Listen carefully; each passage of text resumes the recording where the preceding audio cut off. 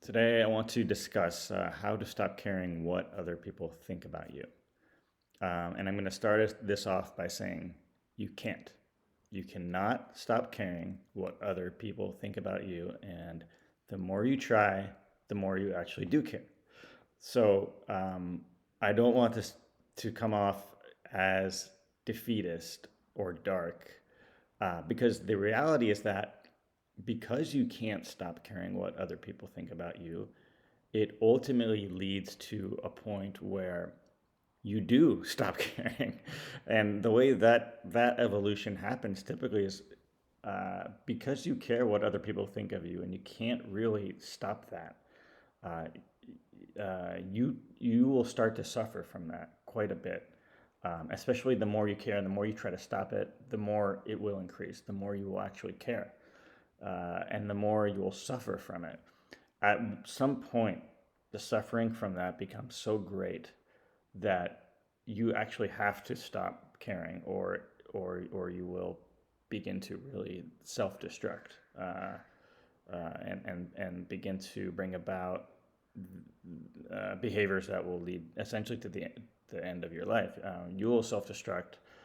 You will go to a really dark place, and the only way to avoid that, you will actually have to stop caring. So think about the way people think of you. If it's something that's painful to you, think of it as an actual physical sensation, and consider that. What if you had some kind of object placed on your arm that made put you into tremendously horrible, just horrible pain, like 11 out of 10, and you were told you're going to have this thing on your arm. There's no way to avoid it. If you take it off, you will die, uh, and it's going to be there the rest of your life, right? Your only choice would be to take it off and die, or to accept the pain, accept the sensation that it's causing on your arm. I mean, knowing that the object itself there on your arm isn't going to kill you unless you take it off, but it's always going to be there. You would have to accept that pain. And in accepting it, and this is the same with any kind of physical sensation or any kind of lesser pain that you feel physically, once you kind of just accept it and watch it, it becomes not really painful. It just becomes a sensation. So even something like that, that's tremendously painful, um, if you accept it, it doesn't become, it's no longer pain. It's something else that you're just watching, and eventually it would become something that you could completely ignore. You wouldn't care about it anymore.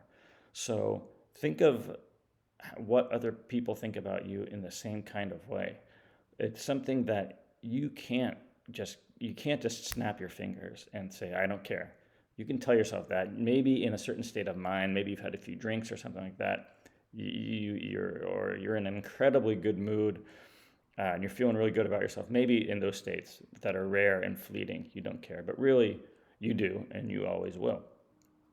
But at some point, that caring leads to such suffering that you have to get to a point where you're simply watching it, and you become the awareness of the entity that's watching this suffering. And through that, you actually cease to care. And when you cease to care, what's interesting is that the the responses and the behaviors that you were seeking to elicit from the people you cared so much about, that the people that you wanted to think a certain way about you, actually start to happen when you stop to care. But you only stop to care through intense caring. So it's a little bit of a, I guess you could say, an irony or a paradox. But there's no way to stop caring about what other people think about you. And that's exactly how you get to the point where you do stop caring.